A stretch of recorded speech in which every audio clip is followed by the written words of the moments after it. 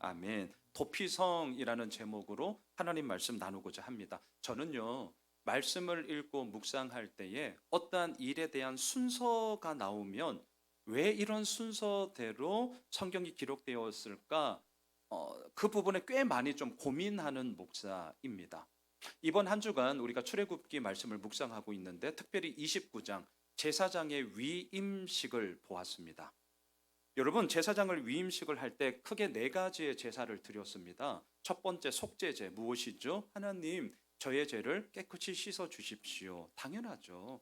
그 거룩하신 하나님 앞에 더러운 모습으로 어떻게 나아갈 수 있겠습니까? 나의 깨끗한 보혈의 그 속죄의 은혜로 하나님 앞에 나아갈 수 있음을 고백하는 속죄제. 두 번째가 뭐였습니까? 번제였습니다.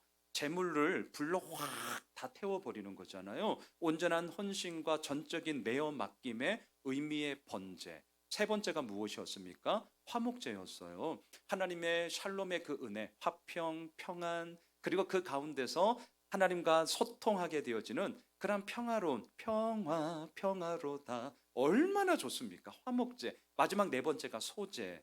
피가 없는 유일한 곡식의 제사가 소제입니다. 한 해 동안 내가 열심히 씨 뿌린 것에 대해 이렇게 거두어 주시니 감사합니다. 그래서 우리가 다음 주 추수감사절 드리는데 그게 출애굽기에 나오는 레위기에 나오는 소제입니다. 소제. 하나님 감사합니다는 의미로서 그렇게 제사를 드렸단 말이죠. 근데 순서를 한번 잘 생각해 보세요. 왜 속죄제, 번제, 화목제, 소제 이러한 순서대로 드릴까? 이게 저는 늘 성경을 보면 이것만이 아니라 어떠한 사건에 있어서도 진짜 궁금해하는 목사거든요. 근데 저는 묵상하면서 이미 새벽 영상에도 말씀을 드렸지만 이제 알게 된 게 있죠.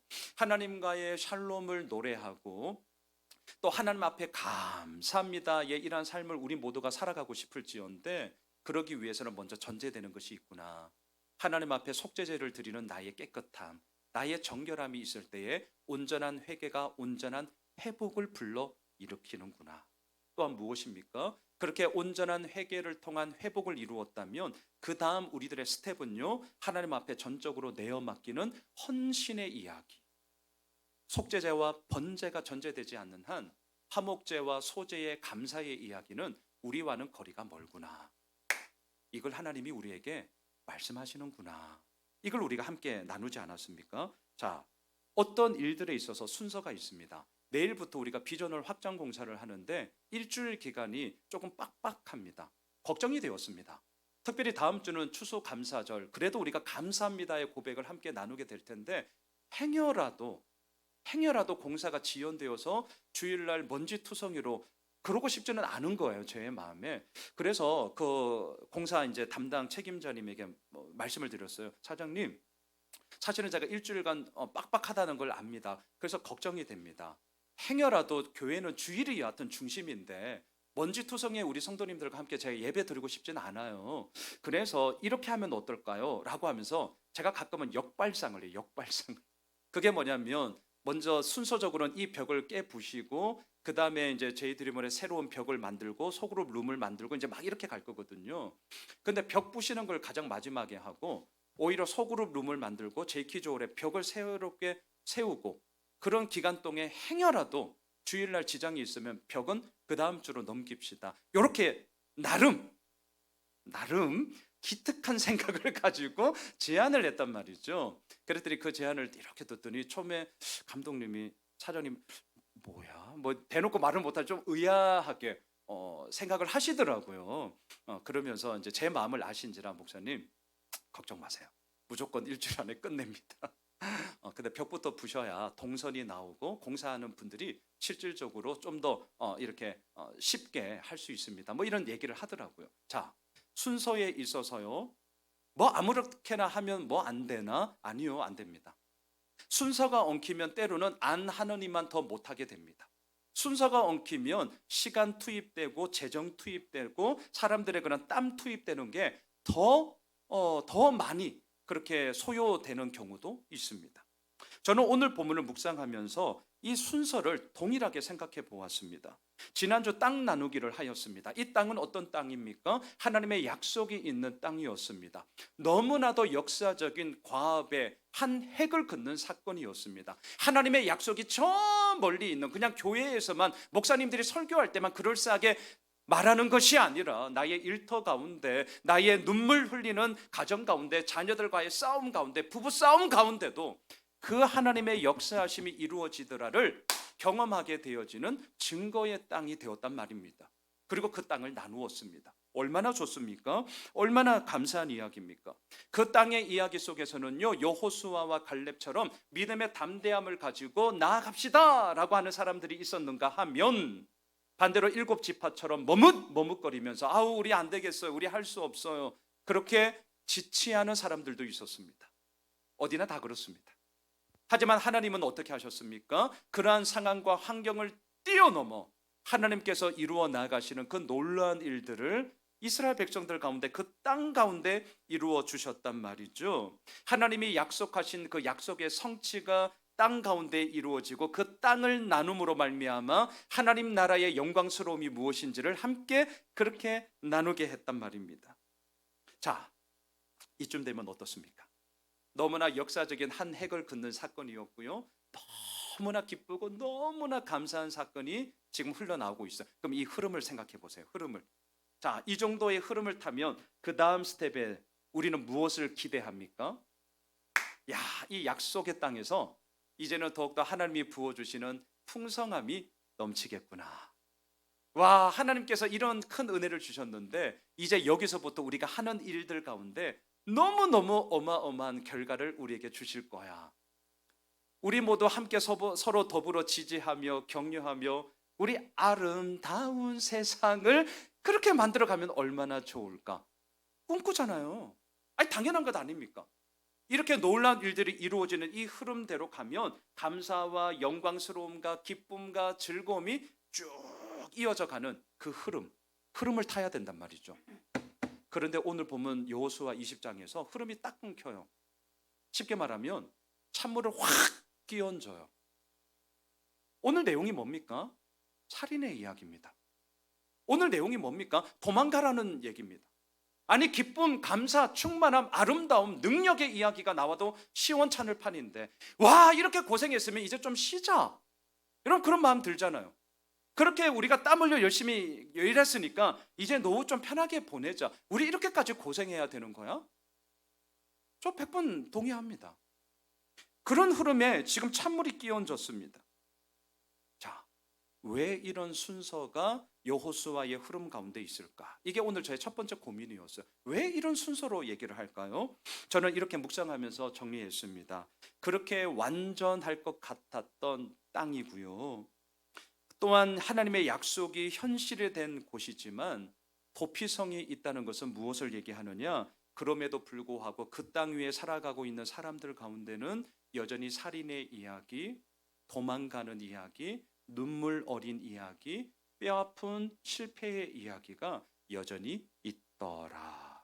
이걸 지금 우리들에게 정직하게 보여주는 것입니다. 우리는 예수를 믿습니다. 그리고 그 예수를 믿음으로 말미암아 오늘 내가 당장 죽어도 하나님 나라 들어가는 줄 믿습니다. 예, 우리는 그런 믿음의 확신을 가지고 우리 나아가는 자들이에요. 내가 잘나서가 아니라니까요. 우리가 믿는 하나님의 그 구원의 역사하심이 너무나도 크고 놀랍기 때문인 것이죠. 그런데 그런 믿음의 확신을 가지고 살아가는 우리들, 이 땅을 살아가면서 어떠하십니까? 아파요.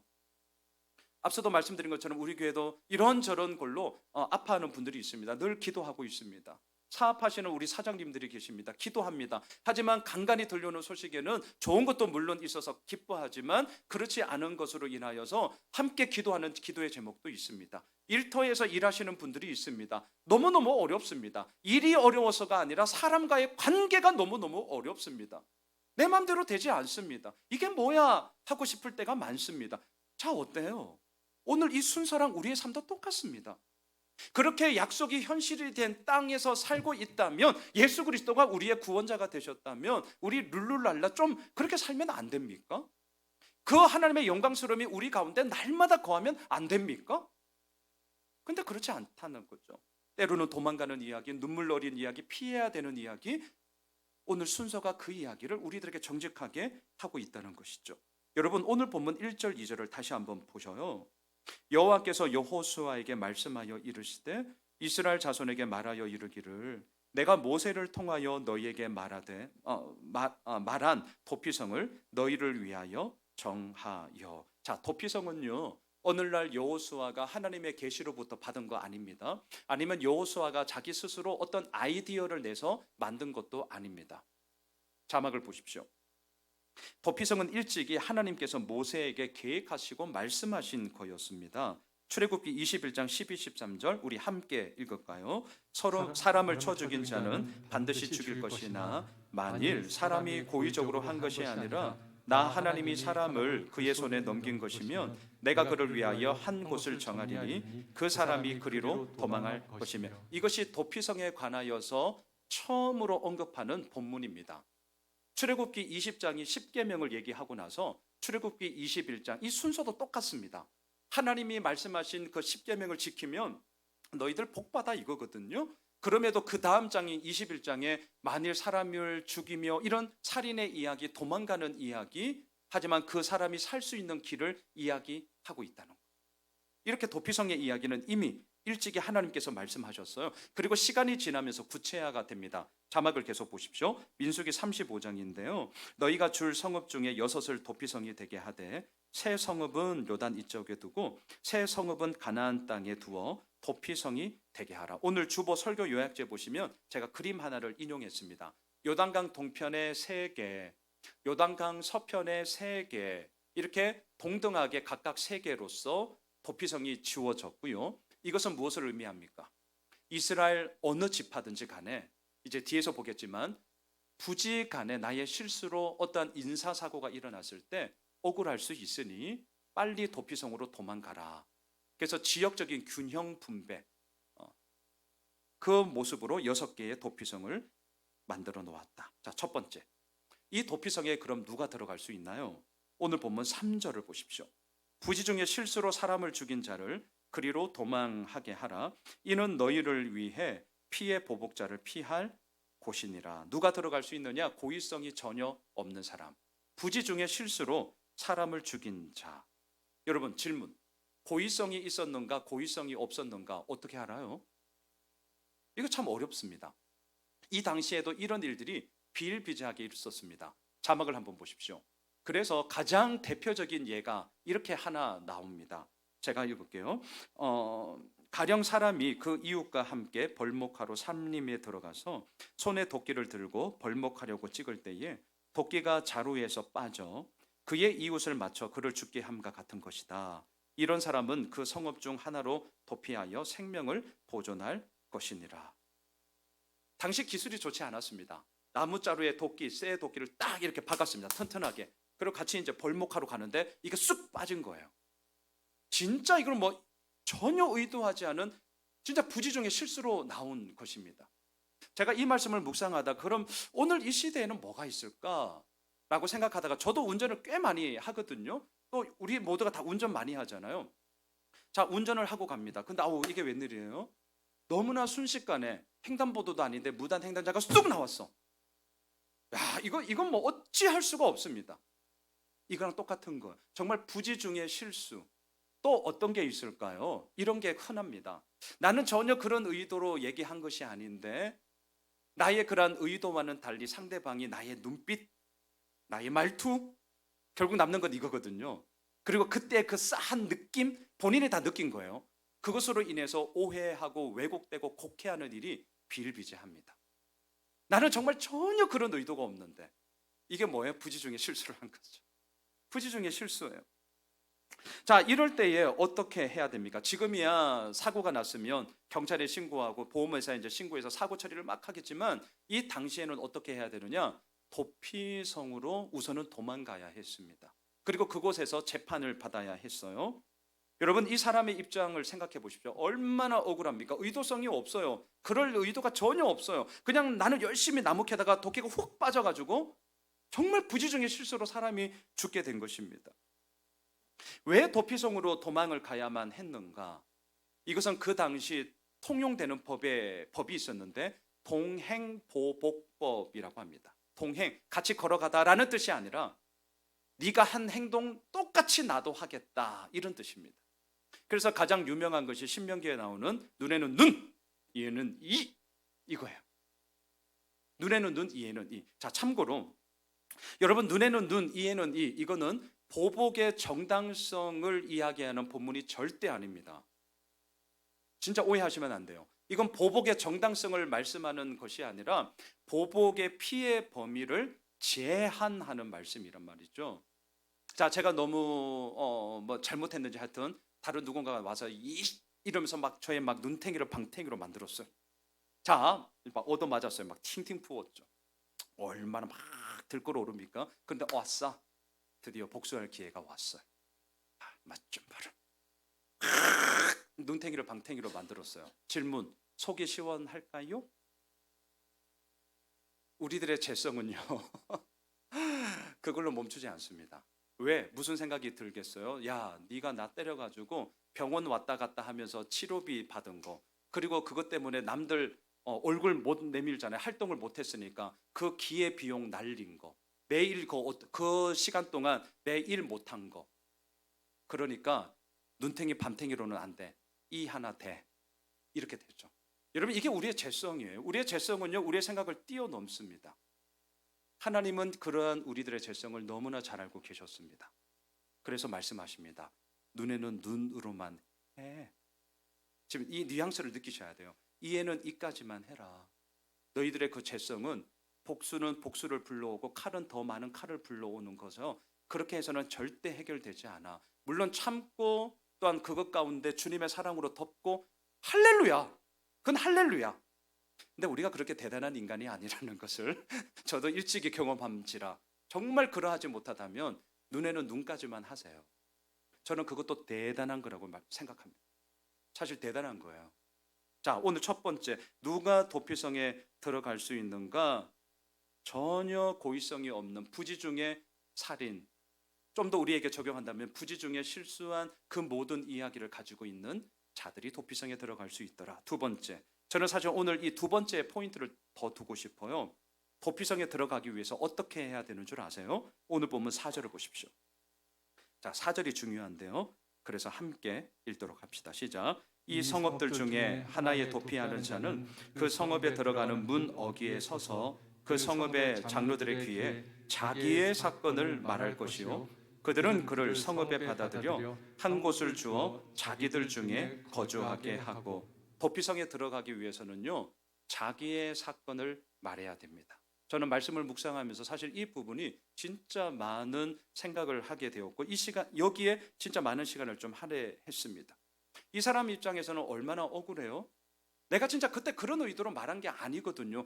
그때 저의 눈빛은 그런 눈빛이 아니었거든요. 딴 것 때문에 좀 딴 생각하다가 그 사람 말을 내가 못 듣는 거거든요. 우리 그럴 때 있어요. 내가 인사했는데 인사도 안 받아주고. 아니에요. 그 사람은 분명히 무슨 일이 있는 거예요. 눈이 마주쳤으면 인사하죠. 근데 분명 뭐가 있을 거예요. 근데 이제 외면당한 내 마음이 이제 아프다 보니까 이렇게 된단 말이죠. 자, 이럴 때 어떻게 해야 되는 줄 아세요? 중요합니다. 두 번째, 자기의 사건을 말하면 됩니다. 그때 내가 이렇게 했다. 그거 아니다. 내가 이렇게 했다. 너무너무 중요한 거예요. 여러분, 우리는 남의 사건에 대해서는 콩나라, 팥나라, 배나라, 뭐 나라 엄청나게 얘기 잘하고 진짜 평가도 아주 객관적으로 우리가 잘합니다.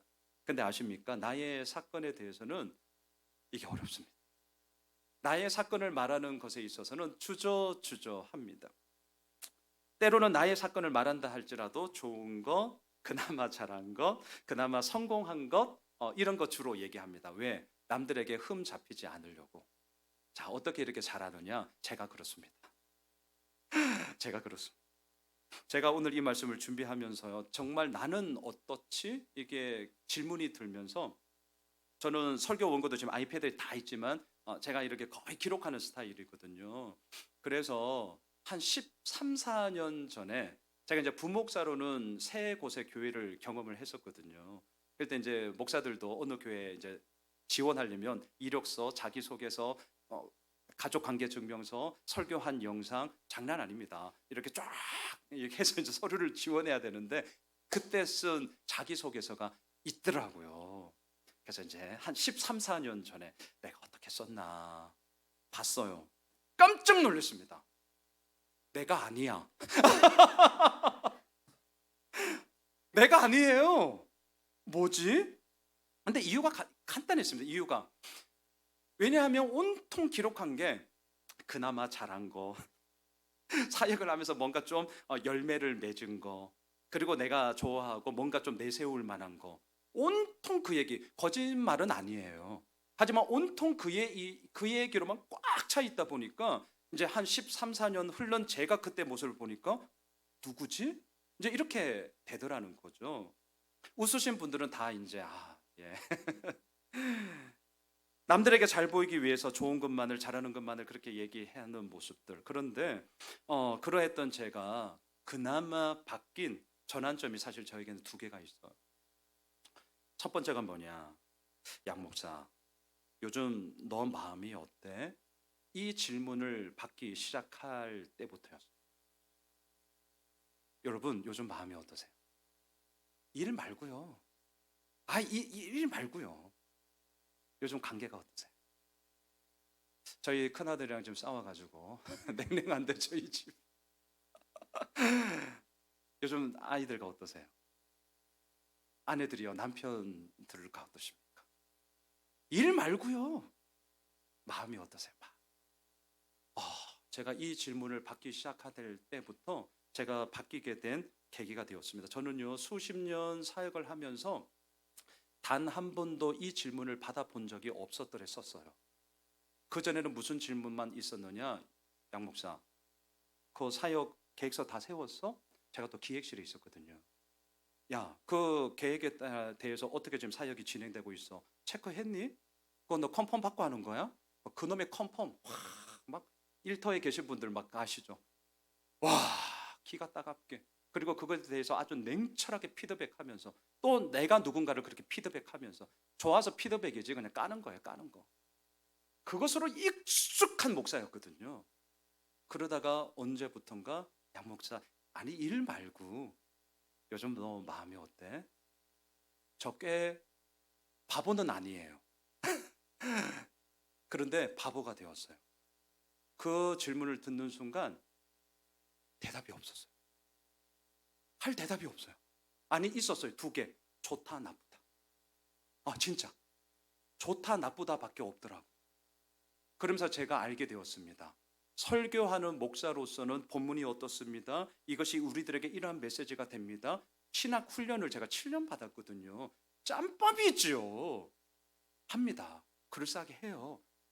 그런데 정작 그 말씀을 전하고 있는 내가 하나님 앞에서 다른 사람과의 관계에서 마음을 너무나 몰랐고 내가 내 마음을 모르겠는 거예요. 이게 계기가 되었습니다. 그러면서 두 번째 어떻게 했느냐? 큐티가 저의 전환점의 또 하나의 계기가 되었습니다. 말씀 읽죠. 말씀 묵상하죠. 하나님의 말씀은 생명이고 진리고 갈 길을 밝혀주는 빛이 되고 우리의 삶을 비추어주는 거울이라는 것을 우리는 알고 있습니다. 근데 그 성경을 읽을 때 그런 마음이 딱 들면서 제가 어떻게 읽느냐, 지금도 마찬가지인데 그 거울에 저의 모습을 계속 비춰보는 거예요. 이 말씀을 하고 있는 하나님은 어떤 마음일까? 그리고 그 말씀 앞에 있는 내 마음은 지금 어떻지? 진짜 짜증나. 하고 싶지 않아. 그럼 왜? 준웅아 왜? 저한테 계속 그렇게 물어요. 너 왜 그래? 저는요 정말 하나님의 마음을 알고 싶었습니다. 그리고 제 마음이 무엇인지를 알고 싶었습니다. 그러면서 제가 일전에 휴가 때 이제 영상을 좀 남겨놓았던 거, 이거 누구한테 배운 거 진짜 아니거든요. 하나님의 마음을 너무너무 알고 싶은데 모르겠더라고요. 근데 성경을 보면 안다고 설교는 또 하잖아요. 근데 내가 모르겠어. 그럼 이걸 어떻게 알 수 있을까? 그러면서 반복되는 단어들이 어느새가 눈에 막 보이기 시작하는 거예요. 왜 반복하죠? 중요하니까. 하나님이 이걸 중요하게 생각하시는구나. 전 아주 단순합니다. 어렵게 여러분 보지 마십시오. 반복하는 단어가 하나님의 마음이 있는 거예요. 하나님의 관심이 있는 거예요. 관심이 있으니까 또 얘기하고 또 얘기하는 거예요. 거기에 관심을 가지라는 거예요. 그리고 동사를 막 언젠가부터 막 보이기 시작합니다. 왜? 하나님은 우리를 움직이기를 원하시는데 그냥 우두커니 이렇게 있기를 원하지 않으셔요. 우리를 움직이게 하길 원하시는데 움직이는 단어가 동사잖아요. 동사가 막 눈에 들어오기 시작하는 거예요. 그리고 때로는요, 처음과 마지막에 뭐라고 말씀하시는가 이제 막 이렇게 막 재미가 생기는 거예요. 저에게 있어서 이 큐티의 시간은 마치 나에게 말 걸어 오시는 하나님. 저 이 용어 진짜 좋아하거든요. 나에게 말을 걸어 오세요. 어떻게요? 준웅아. 아니요. 이미 우리에게 주어진 이 말씀 속에 주님, 제가 듣기를 원합니다. 이렇게 말 걸어 오시는데 제가 왜 이렇게 못 알아듣죠? 하나님의 그 마음이 뭐죠? 제가 이러면서 그나마 바뀌게 되었습니다. 저는 오늘 이 말씀을 준비하면서 또 하나 부끄러운 고백이 하나 있습니다. 우리가 전에 추수감사절, 성탄절, 부활절, 절기헌금은 제가 개척하기 전부터 작정을 하고 우리가 이 절기헌금만큼이라도 흘려보낸다. 흘려보내지 않으면 우리 쓰기에 바쁘기 때문에 우리 절대로 그렇게 못한다. 아주 작정을 하고 가고 있거든요. 근데 제가 한 2주 전에 우리 제자반 식구들에게 제가 고백했을 거예요. 제자반 여러분, 그 주간에 제가 기도를 하면서 이 확장 공사에 관련해서 막 이제 대금 왔다 갔다 하고 막 이러고 어디 더 싼 데 없나 막 견적 3군데나 빼고 막 이럴 때 제 마음속에 뭐가 들어왔냐면 이번 추수감사절 헌금을 내가 그럴싸한 명목을 내세워서 우리 확장 헌금으로 좀 쓰게 할까? 라는 마음이 들어왔어요. 2주 전에 얘기해요. 2주 전에. 그러면서 계속 기도를 하죠. 이제 새벽에 기도를 하는데 막 며칠간 아주 나이스하게 제가 이를 꾸미면 될 것 같더라고요. 추수감사절 절기헌금을 때에 딱 맞게 제가 의도한 건 아닙니다. 공교롭게 딱 기간도 맞고 이것에 대해서 뭔가를 딱 덧붙이면 또 우리 성도님들 다 착하시니까 그래 따라오겠다. 이 생각이 들면서 잘 구워 삶으면 되겠다. 이런 생각이 들었어요. 진짜 며칠간 계속 얼마라도 더 줄이려고. 왜 요 돈을 하여튼 다 나가야 되니까. 그런데 한 주 중 한 목요일 금요일쯤 되었나요?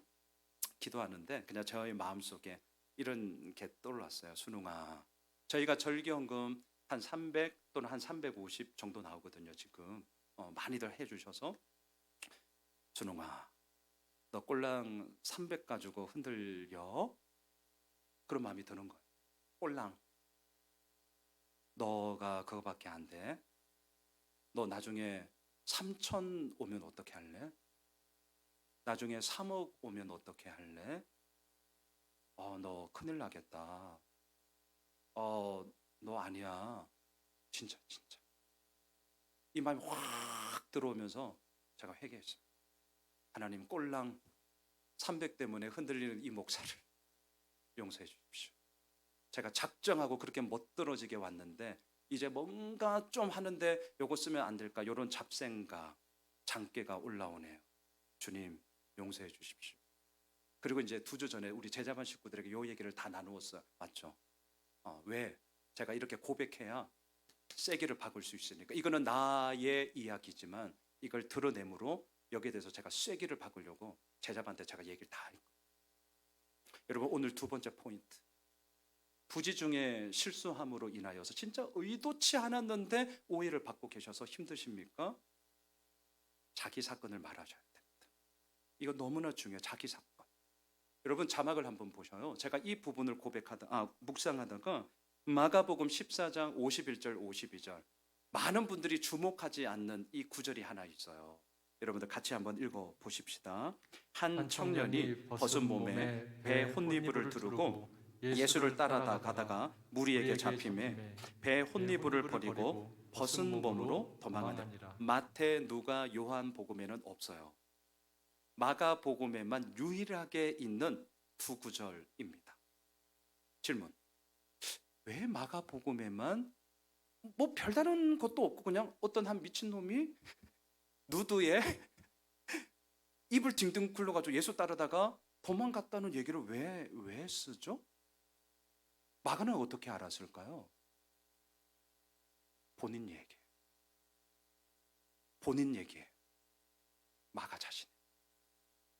부끄러운 고백이 영원히 남을 이 성경 가운데 기록할 만큼, 하지만 그 부끄러움을 뛰어넘어 예수님의 그 사랑으로 회복된 마가가 자신의 이 복음서를 기록하면서 자기에게 이루어진 사건을, 부끄러운 고백을 그대로 기록하고 있단 말입니다. 어떻게 이런 일이 벌어졌냐고요? 예수님이 제자들과 마지막 성만찬을 나누었던 데가 어디입니까? 마가의 다락방이에요. 마가집이에요, 마가집. 마가는 그 자리에 있었는지 아니면 옆방에 있었는지 여하튼 그 집에 있었습니다. 예수님은 특별했습니다. 예수님은 아주 놀라운 분이었습니다. 그 얘기를 듣고 이렇게 있는데요. 이 성찬의 자리가 6월절 그리고 자정을 넘어 새벽 깊은 시간까지 이루어졌습니다. 그러니까 꾸벅꾸벅 잠이 오는 거예요. 잠자면 안 돼. 같이 있어야 돼. 그러다가 어느샌가 예수님과 사람들의 인기척이 들리는 거예요. 자다가 벌떡 일어난 것이죠. 안 보여요. 이거 어떻게 된 거지? 자기 옷을 입을 시간도 없이 그냥 이불을 둥둥 말아가지고 따라가는 거죠. 겟세마네로 따라갔습니다. 예수님이 진액을 쏟는 기도하는 모습을 봅니다. 제자들이 꾸벅꾸벅 조는 모습도 봅니다. 지금 날씨가 너무 추워요. 잠이 안 와요. 마가는 콧니불만 둥둥 굴러서 잠이 안 와요. 그런데 또 이게 웬일입니까? 몇 시간 전에 12제자 가운데 한 사람이었던 그 어떤 아저씨가, 가룟 유다가 로마 군인들과 함께 예수님을 체포하러 갑니다. 제자들은 다 도망갑니다. 지금 마가가 다 보고 있는 거예요. 마가는요, 이게 어떻게 벌어질까 너무나 궁금한 나머지 몰래 걸어가죠. 그러다 너 누구야? 누군가가 뒤에서 너는 누구야? 마가에게 외쳤습니다. 그러자 마가가 어떡합니까? 배 혼니부를 버리고 벗은 몸으로 나 살려라 도망을 간 이야기를 쓰고 있단 말이죠. 어떻게 이러한 부끄러운 고백을 영원히 남을 성경에 기록할 수 있을까? 그 부끄러움이 아닌 그 부끄러움을 뛰어넘는 예수님의 사랑과 예수님의 그 은혜가 얼마나 큰지를 마가 요한은 경험했기 때문인 것이죠. 오늘 두 번째를 잊지 마십시오. 누가 도피성에 들어가냐고요? 자기 사건을 말하는 자. 그래서 제가 오늘 목장 나눔지에 그래, 제가 나눔지에 이렇게 적었어요. 우리들의 사건 속에 정말 따뜻했던 이야기, 또 반대로 가장 추웠던 이야기를 우리 같이 한번 나누면 좋겠습니다. 한번 나눠보시죠. 세 번째, 도피성에 도망간 사람은 언제 나올 수 있나요? 도대체 언제?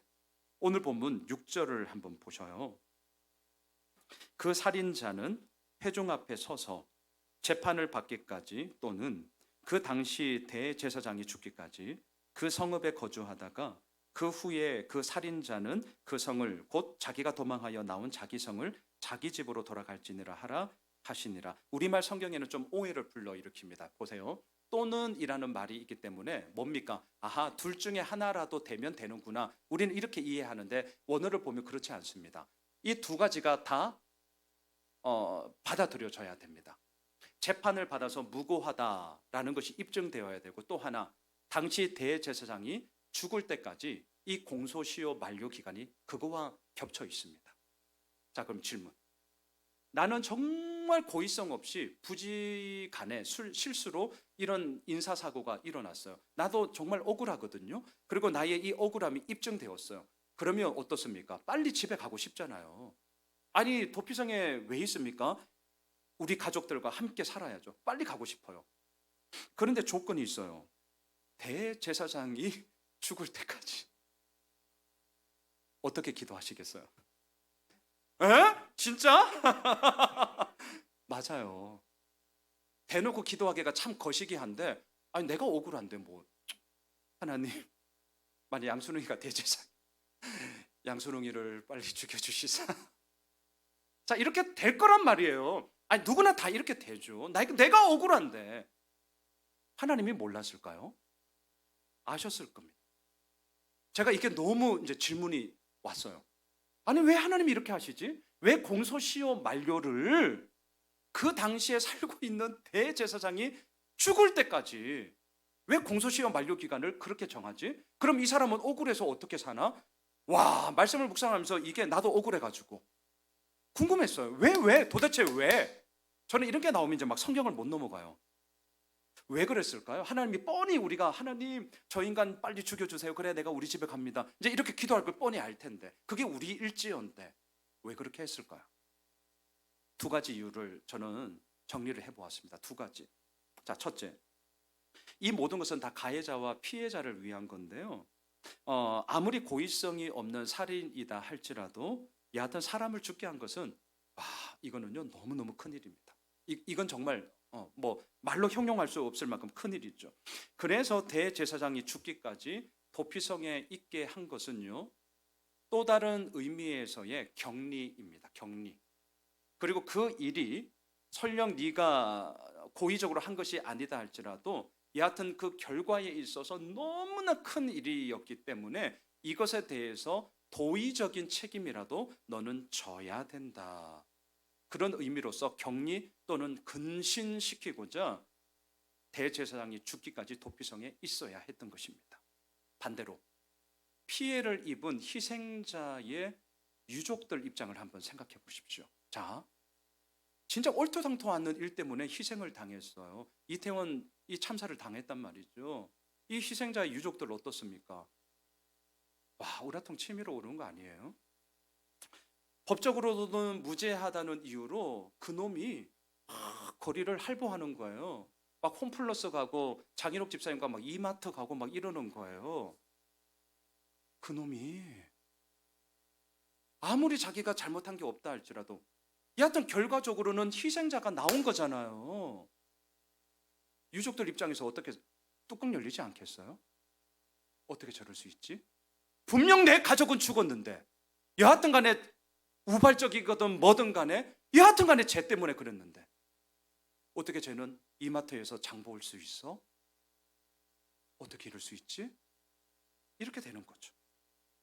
희생자는 있는데 책임자가 없어요. 이렇게 되면 누가 그 나라를 신뢰하죠? 누가 그 나라의 법 질서를 따르죠?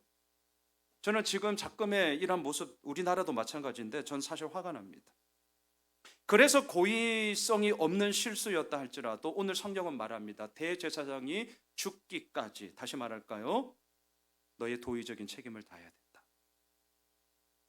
고의성이 없다고 당연한, 고의성이 없으면 너는 죽어. 이건 죽음이죠. 그것이 없다라고 좋아. 하지만 이러한 희생과 아픔을 당한 그 모든 일에 대해서 도의적인 책임을 져야 해. 저는 예수호메슬교회를 개척하고 나서 목사로서 감사한 것은요, 뭔가 기도를 하면서 또 계획을 세우면서 또 주님이 주신 마음을 그때그때 함께 이 목회 현장 가운데 펼쳐나갈 수 있다는 게 사실 이 용어가 합당치는 않습니다만 맛있어요. 진짜 맛있어요. 이게 개척하는 목사들의 얻게 되는 진짜 기쁨이거든요. 뭔가 그 마음에 따라서 또 함께 합시다 하면 또 이렇게 따라와 주시고 이게 팍팍팍 가는 게 맛있단 말이죠. 하지만 이러한 맛있는 이야기만 있느냐? 그렇지는 않습니다. 결국은 무엇입니까? 그것에 대한 모든 책임은 사실 제가 져야죠. 내가 한 게 아니라고요. 어떤 다른 분이 했다고요? 아니요. 그래도 그것에 대해서 이 예수 호메실 교회라는 이름으로 이루어진 것이라면 결국 그의 책임은 접니다. 오늘 그 본문이 지금 우리에게 이 얘기를 하는 것이죠. 대제사장이 죽기까지 너의 도의적인 책임을 가져야 돼. 그게 이 땅을 살아가는 하나님의 사람으로서의 행함이야. 말씀을 정리하겠습니다. 도피성, 누구에게나 열려 있습니다. 하지만 아무나 들어갈 수 없습니다. 도피성, 자기 사건을 고백하는 자만이 들어갈 수 있었습니다. 도피성에 들어가면 다냐? 아니요. 그 뒤에도 엄중한 심판이 있었습니다. 도피성, 부지중 실수였다 할지라도 도의적 책임을 지고 대제사장이 죽기까지 있어야만 했습니다. 여기서 중요한 게 있습니다. 제가 오늘 설교 요약지 마지막에도 적었는데요. 대제사장이 죽기까지 이 구절을 묵상하면서 저는 이렇게 바꾸어 보았습니다. 도피성은 다른 누군가의 죽음으로 내가 자유를 얻게 되는 곳이다. 그래서 도피성을 일컬어 우리는 예수 그리스도와 연결하는 것 아니겠습니까? 대제사장이 죽기까지 그 대제사장의 죽음이 있을 때에 나의 자유함과 또한 나의 샬롬이 다시금 회복되어 나의 집으로 돌아갈 수 있다라는 거예요. 다른 누군가의 죽음의 이야기가 곧 나의 자유함의 이야기로 연결되어지는 곳이 도피성이란 말이죠. 사랑하는 예수 호메실 가족 여러분, 예수님이 징계를 받음으로 우리는 평화를 누리고 예수님이 채찍에 맞음으로 우리는 나음을 받았습니다. 우리는 예수님의 십자가 죽음으로 영원한 생명을 얻었고요. 그 구원의 은혜가 너무나 크기에 오늘도 예배하며 아버지 앞에 나아가고 있습니다. 우리 어떻게 해야 합니까? 자막을 보십시오. 마지막 히브리서 4장 14절 읽겠습니다. 시작. 그러므로 우리에게 큰 대제사장이 계시니 승천하신 이 곧 하나님의 아들 예수시라. 우리가 믿는 도리를 굳게 잡을지어다. 그렇습니다.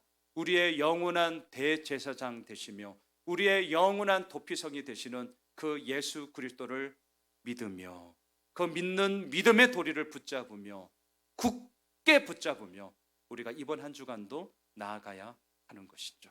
나의 사건을 고백해 보십시오. 그리고 그 가운데서 이루어 가시는 하나님의 역사하심을 함께 나누어 보십시다. 저는 꿈꾸는 교회가 바로 이런 교회고요. 우리 예수 오메실 교회가 그러한 모습으로 계속해서 나아가게 될 것이며 더 중요한 것, 그 가운데서 이루어 나가시는 하나님의 역사하심을 우리 모두가 경험하게 될 것입니다. 우리 다음